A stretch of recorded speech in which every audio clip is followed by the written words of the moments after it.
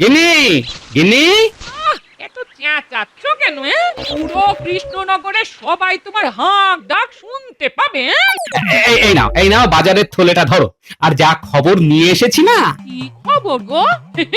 বলো বলো বলো, শুনি শুনি। মহারাজ রাজি হয়েছেন, পণ্ডিত মশাইয়ের সাথে আলোচনা করবেন তোমাদের পড়াশোনা করার ব্যাপারটা নিয়ে। ও কি মজা! এরপর তাহলে আমাকেও কেউ আর ঠকাতে পারবে না। আমিও লেখাপড়া করে তোমাদের মতো বুদ্ধিমান হব। হুম, ওটা বুদ্ধিমতী হবে। ও ও যাই হোক, হব তো। ঠিক আছে, তাড়াতাড়ি খেতে দাও তো। আমাকে একটা ব্যাপার খেয়াল রাখতে হবে, বুঝলে? কি ব্যাপার? দেখো, একটা সময় তুমি এই পণ্ডিতের রাগ আর ফাঁকিবাজির জন্য পড়াশোনা করতে পারোনি। এখন যেন তোমাদের পড়াশোনায় কোনো ঘাটতি না হয়, সেটা দেখতে হবে তো। মহারাজকে বলে দেখি কিছু করা যায় নাকি। পণ্ডিত এরকম ফাঁকিবাজ হলে তো খুবই মুশকিল। দেখি, পণ্ডিতের ফাঁকিবাজি ঘোচাতে হবে এবার। সত্যি সত্যি তুমি আমার পড়াশোনার ব্যবস্থা করবে? হ্যাঁ, কিন্তু কিন্তু তার আগে আরো কিছু লোকজনকে জড়ো করো, যারা তোমার মতন ওই পড়াশোনা শিখতে চায়। আমি এই যাব আর এই আসবো, সবাইকে বলে। হ্যাঁ, এখন মানে এখন বের হলে বাকি রান্না বান্না কে করবে? হ্যাঁ, সব সবজি তো কুটে রান্নাঘরে ফেলে রেখেছো, শুধু ওই মাছের ঝোল দিয়ে ভাত খাচ্ছি। এই তো সবাইকে বলে আমি এই যাব আর এই আসবো।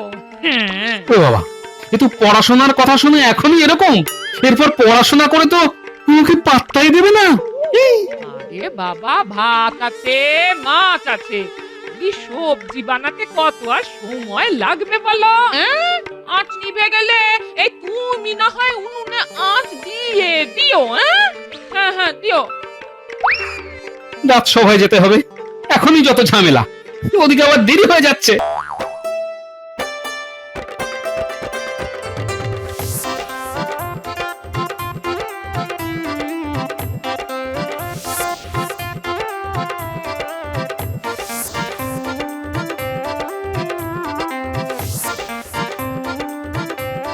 গোপাল দাদা, আমরা সবাই পড়াশোনা করতে চাই, নইলে সবাই আমাদের পথে ঘাটে ঠকিয়ে দেবে। দেখো গোপাল দাদা, আমি এতদিন দোকান চালাচ্ছি, কে কখন আমাকে ঠকিয়ে আমার কাছ থেকে মিষ্টি নিয়ে চলে যাবে বুঝতেও পারবো না। তাই তাই আমিও পাঠশালায় পড়তে চাই। গোপাল দাদা, আমি তো অন্যের জমিতে চাষ করি, মালিক কখন আমাকে হিসেবে কম পয়সা দেয়, কখনো বেশি দেয়, বুঝতেই পারি না। আমি পড়তে চাই। বাহ, তুমি তো বেশ করিতকর্মা দেখছি, অনেককেই তো জোগাড় করে ফেলেছো। না তো কি, তোমার সাথে থেকে থেকে সঙ্গ দোষে আমি অনেক কিছুই শিখেছি। এবারে পড়াশোনাটা করে আরো শিখবো। ঠিক আছে, আমি এক্ষুনি রাজসভায় যাচ্ছি। মহারাজকে গিয়ে বলছি যাতে উনি তোমাদের সকলের পড়াশোনার একটা ব্যবস্থা করে দেন। কি সবাই খুশি তো? খুব খুশি। মহারাজ, আজকে কিন্তু একটা বিহিত করতেই হবে। সবার জন্য এক আইন হওয়া দরকার। গোপাল রোজ রোজ দেরি করে আসবে আর আপনি কিছু বলবেন না, এটা চলতে পারে না। হ্যাঁ মহারাজ, গ্রহের চাকা ঘুরছে কিন্তু গোপালের পা যেন রাজসভার দিকে আসতেই চায় না। আর অপেক্ষা করতে হবে না, আমি চলে এসেছি। আপনাদের অপেক্ষার অবসান। না না না না গোপাল, এটা কিন্তু একেবারে উচিত নয়। তুমি রোজ রোজ দেরি করে রাজসভায় ঢুকছো, সবাই তোমার নামে নিন্দে করছে, ছিছি করছে। মহারাজ, গোপালের পায়ে বেড়ি লাগিয়ে দিন না, রাজসভা থেকে যেতেও পারবে না, দেরি করে আসতেও পারবে না। রোজ রোজ গোপাল করে রাজসভায় আসতে দেরি, তাই এবার পড়ানো উচিত গোপালের পায়ে বেড়ি। অত হাসার মতন কিছু হয়নি। মহারাজ, আমি একটা প্রস্তাব নিয়ে এসেছি। একটা ছোটখাটো বৈঠক সেরে তারপরে রাজসভায় এলাম মহারাজ। বৈঠক? কিসের বৈঠক? আমাদের বাড়িতে একটু আগে ওই পুটির বাবা, মা, ভোলা অনেকে এসেছিল মহারাজ। আমার গিন্নি পড়াশোনা করতে চায়, শিখতে চায়, আর তার সাথে ওরাও। বাহ বাহ বাহ, পড়তে চায় তো বেশ ভালো, তা পড়ুক না পড়ুক। তাই মহারাজ, আপনি যদি ওদের পড়াশোনার বন্দোবস্ত করে দেন তাহলে খুব ভালো হয়। বেশ বেশ, রাজপণ্ডিত বলুন মহারাজ। শোনো, রাজসভা শেষ হলে তুমি আমার ঘরে আসবে, তোমার সাথে এই বিষয়ে আমি আলোচনা করব। যথা আজ্ঞা মহারাজ। এমনিতেই কয়েকটা দামাল ছেলে মেয়েকে সামলাতে আমি পাগল হয়ে যাচ্ছি, তার উপর আবার নতুন ঝামেলা। মহারাজ, সব কিছুই তো হলো, কিন্তু গোপালের শাস্তির ব্যাপারটা। রাখো তো তোমার শাস্তি। গোপাল এত ভালো একটা প্রস্তাব নিয়ে এসেছে, এখন এটা নিয়ে ভাবো। বাবা রে বাবা, তোল্লাই দিয়ে দিয়ে মহারাজ গোপালকে একবারে তাল গাছে তুলে দিয়েছে। তাহলে আজকে রাজসভা এখানেই সমাপ্ত হলো। পণ্ডিত, তোমার তো আবার এখন পাঠশালায় যেতে হবে। হ্যাঁ মহারাজ। হ্যাঁ, তাহলে তুমি বরং পাঠশালাতেই যাও।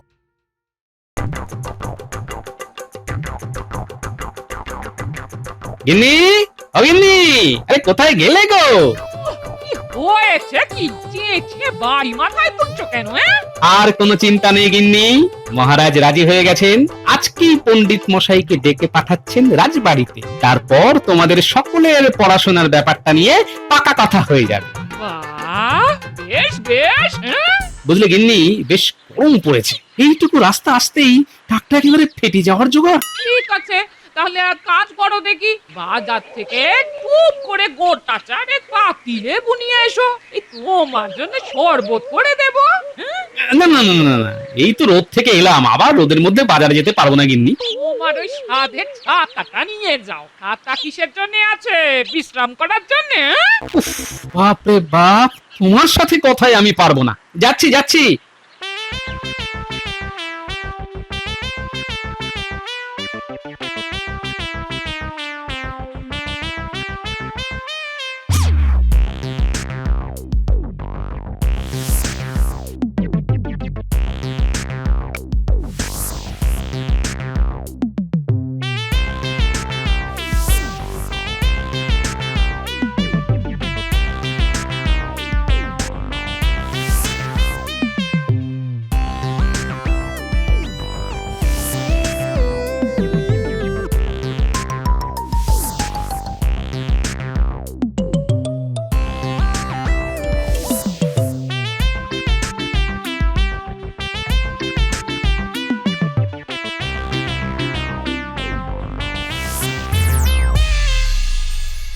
এই কিরে, তোরা পাঠশালায় পড়াশোনা না করে এই রোদের মধ্যে ঘুরে বেড়াচ্ছিস কেন?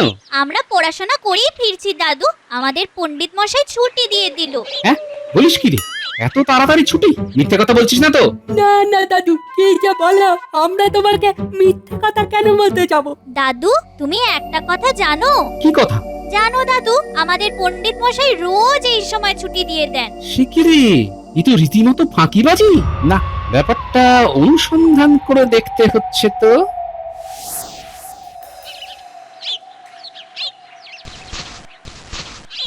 গিন্নি, গিন্নি, এত চেঁচাচ্ছ কেন? পুরো কৃষ্ণনগরে সবাই তোমার হাঁক ডাক শুনতে পাবে। এই নাও বাজারের থলেটা ধরো, আর যা খবর নিয়ে এসেছি না। কি খবর গো? বলো বলো বলো, শুনি শুনি। মহারাজ রাজি হয়েছেন, পণ্ডিত মশাইয়ের সাথে আলোচনা করবেন তোমাদের পড়াশোনা করার ব্যাপারটা নিয়ে। ও কি মজা! এরপর তাহলে আমাকেও কেউ আর ঠকাতে পারবে না। আমিও লেখাপড়া করে তোমাদের মতো বুদ্ধিমান হব। হুম, ওটা বুদ্ধিমতী হবে। ও ও যাই হোক, হব তো। ঠিক আছে, তাড়াতাড়ি খেতে দাও তো, আমাকে একটা ব্যাপার খেয়াল রাখতে হবে, বুঝলে? কি ব্যাপার? দেখো, একটা সময় তুমি এই পণ্ডিতের রাগ আর ফাঁকিবাজির জন্য পড়াশোনা করতে পারোনি। এখন যেন তোমাদের পড়াশোনায় কোনো ঘাটতি না হয় সেটা দেখতে হবে তো। ও তাই বলো? ও গিন্নি, খুব খিদে পেয়ে গেছে গো, এখন একটু খেতে দাও দেখি। ও হ্যাঁ, দিচ্ছি দিচ্ছি দিচ্ছি। হ্যাঁ, বসো বসো, আমি দিচ্ছি।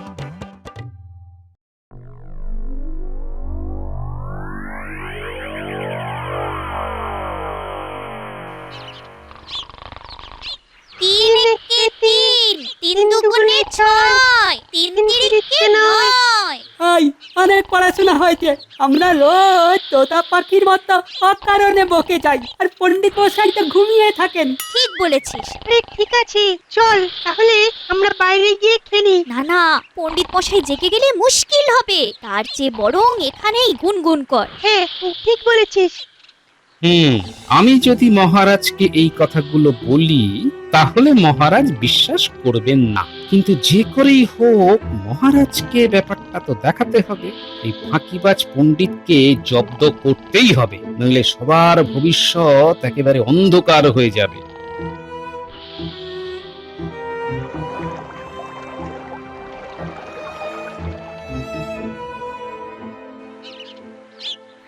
আরে গোপাল জি, বলো বলো বলো। মহারাজ, একটা কথা বলতে এলাম।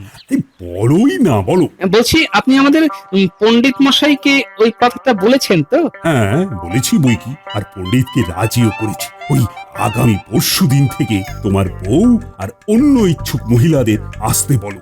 যথা আজ্ঞা মহারাজ। তবে আমি বলি কি, শুভ কাজে দেরি করে কি লাভ আছে মহারাজ? কাল থেকেই যাক না ওরা। হ্যাঁ, আগামীকাল থেকে? ঠিক আছে, কিন্তু পণ্ডিতকে তো কথাটা বলতে হবে। থাক না মহারাজ, উনি তো কাল আসবেন পাঠশালায়, একেবারে আপনি আমাদের সাথে গিয়ে দেখে নেবেন, মানে মনের কথা বলে নেবেন সব। ঠিক আছে গোপাল, তবে তাই হোক। তুমি সবাইকে নিয়ে সকালবেলায় পাঠশালায় চলে এসো, আমিও চলে যাব, আর তখনই না হয় একেবারে পণ্ডিতকেও বলে দেবো। ধন্যবাদ মহারাজ, ধন্যবাদ। পণ্ডিত মশাই, এবার তো খেলা শুরু হলো। আপনার ফাঁকিবাজি এবার একেবারে খুঁজে যাবে।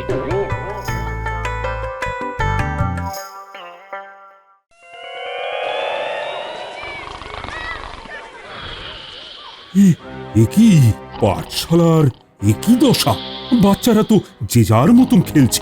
মহারাজ, পণ্ডিত মশাইয়ের অলসতায় পাঠশালা এখন পাঠ খেলা হয়ে গেছে। বটে, আমি খেলা ঘোচাচ্ছি। পণ্ডিত, পণ্ডিত, ওঠো ওঠো বলছি। মা গো, এই দিনে দুপুরে পণ্ডিত মশাই কেমন নাক ডাকছে? বাবা গো বাবা! মহারাজ, পণ্ডিত মশাইকে ডাকার ব্যবস্থা আমরা করছি। হ্যাঁ তাই কর, আমিও কিছু সাহায্য করছি। এবার পণ্ডিত বুঝবে খেলা।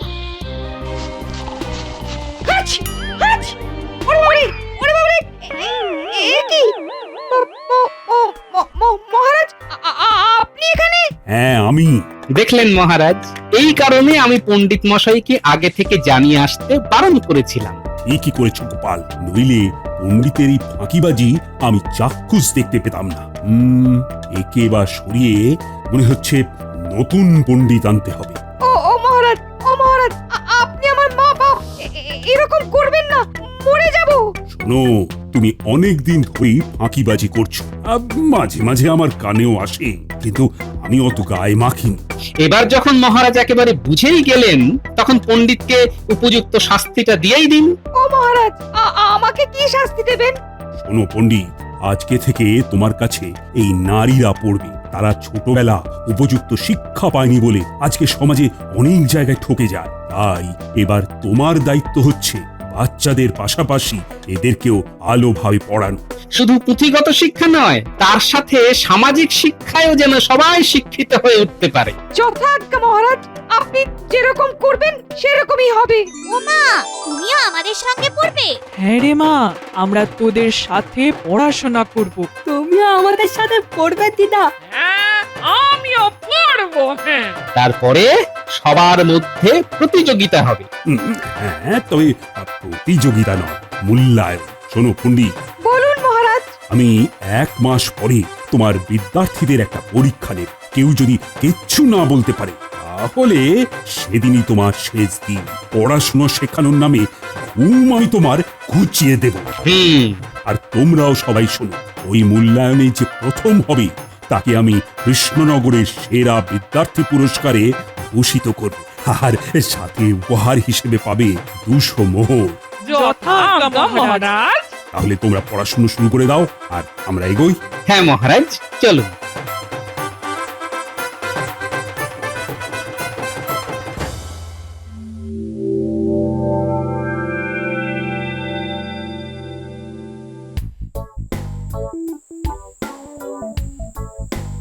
বুঝলে এবার আমাদের একটা পাকা বাড়ি করা উচিত। হ্যাঁ ওরে বাবা, পাকা বাড়ি? সে তো অনেক খরচ গো গিন্নি। আমি জানি তোমার 1 মাসের বেতন দিয়ে হবে না, কিন্তু তুমি যদি প্রত্যেক মাসে বেতন পাওয়ার সাথে সাথে এই কিছু কিছু করে ইট সুরকি কিনে রাখো, তাহলে কয়েক বছরের মধ্যেই আমাদের পাকা বাড়ি বানানো হয়ে যাবে। হ্যাঁ বাহ, এই বুদ্ধিটা তো তুমি ভালোই দিয়েছো গিন্নি। আর হ্যাঁ শোনো, কালকে না পাকা রুই মাছ কিনবো, আমাকে সকালে কিছু পয়সা দিয়ে রেখো তো। না না, আমি বাজার থেকে এনে দেবো, তোমাকে ওই মাছওয়ালা ঠকিয়ে দেবে, বুঝলে? আর ঠকাতে পারবে না, আমি যোগ বিয়োগ গুণ ভাগ সব শিখে নিয়েছি। শুধু এইটুকু জানলে তো হবে না গিন্নি, এর সাথে তোমাকে নামটাও জানতে হবে।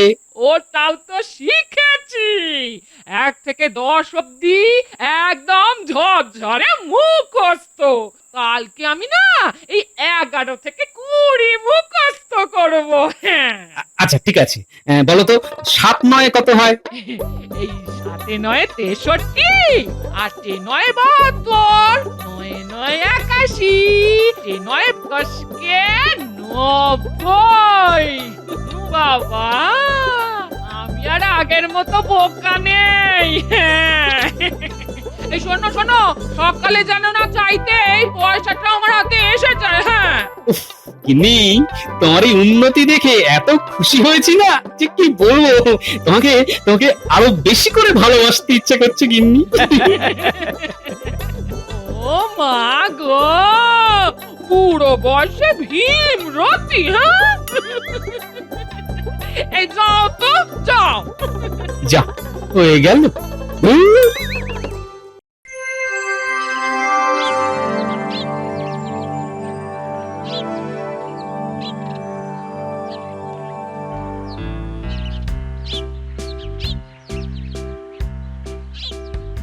আজ আমার শিক্ষার 1 মাস হয়েছে। আজকে তাই মহারাজ সকলের একটা মৌখিক পরীক্ষা নেবেন। এবার আমি দেখতে চাই পণ্ডিত তোমাদের মনোযোগ দিয়ে পড়িয়েছে না আগের মতোই ফাঁকিবাজি করেছে। মহারাজ, আমি আমার বিদ্যার্থীদের এমন ভাবে তৈরি করেছি সবাই এখন খুব বুদ্ধিমান ও বুদ্ধিমতী। আপনি পরীক্ষা করে দেখুন। আমাদের এই কৃষ্ণনগরের সবচেয়ে বুদ্ধিমান লোক হলো গোপাল, তাই গোপালই প্রশ্ন করো। আমিও মাঝে মাঝে প্রশ্ন করব। হ্যাঁ সে কি, আমি? হ্যাঁ তুমি। আচ্ছা ঠিক আছে ঠিক আছে। আচ্ছা বলতো গুলটে, একটা গাছের ডালে 2টো পাখি ছিল, আরো 5টা পাখি এসে বসলো, এখন ওই গাছে মোট কটা পাখি আছে? খুব সোজা, 2 যোগ 5, মোট 7টা পাখি আছে। সঠিক উত্তর। আচ্ছা এবার ভোলা বলো তো, ওই ডালে 7টা পাখির মধ্যে একটা পাখিকে উদ্দেশ্য করে একটা বাঁদর একটা আম ছুঁড়ে মারলে গাছে কটা পাখি থাকবে? খুব সোজা, 6টা পাখি থাকবে। ভুল হয়ে গেল। মহারাজ, আমি বলবো। হ্যাঁ বলো বলো। ওই গাছে একটাও পাখি থাকবে না, কারণ ভয়ে সব পাখি উড়ে যাবে। সাবাস সাবাস, বেশ বুদ্ধির সাথে উত্তর দিয়েছো। আচ্ছা এবার বলো তো, একটা চৌবাচ্চায় 10টা মাছ ছিল, তার মধ্যে 3টে মাছ মরে গেলে কটা মাছ থাকবে? এই 10টাই থাকবে, কারণ মরা হলেও মাছ তো। অসাধারণ অসাধারণ। বাহ, ভালো উত্তর দিচ্ছ তো। আর তুই বলতো, সূর্য আর পৃথিবীর মধ্যে কে কার চারদিকে ঘোরে? পৃথিবী সূর্যের চারিদিকে ঘোরে। কোন দিক থেকে কোন দিকে ঘোরে? কোন দিকে ঘোরে তো জানি না। পশ্চিম থেকে পূর্ব দিকে ঘোরে। হ্যাঁ বাহ বাহ বাহ, চমৎকার চমৎকার, অসাধারণ। বাবা দিদি, তুমি তো সব টপ উত্তর দিচ্ছ।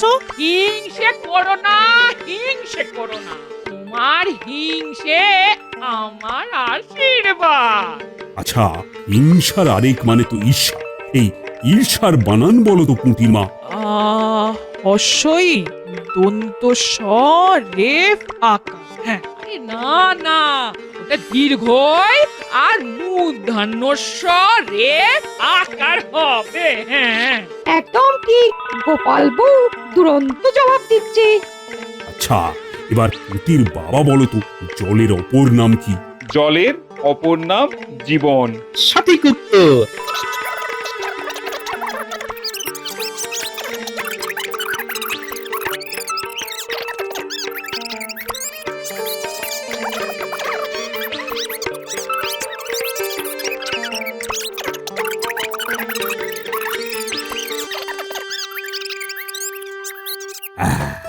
আজকে আমার এই পরীক্ষায় সবাই মোটামুটি ভালোই উত্তর দিয়েছে। এর থেকে প্রমাণিত হচ্ছে আমাদের পণ্ডিত আর আগের মতো ফাঁকিবাজি করেননি।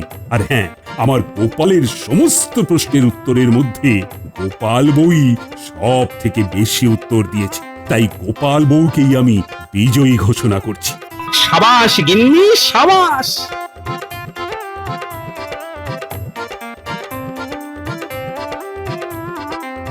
আমি সগৌরবে এই 200 মোহর গোপাল বউয়ের হাতে তুলে দিলাম।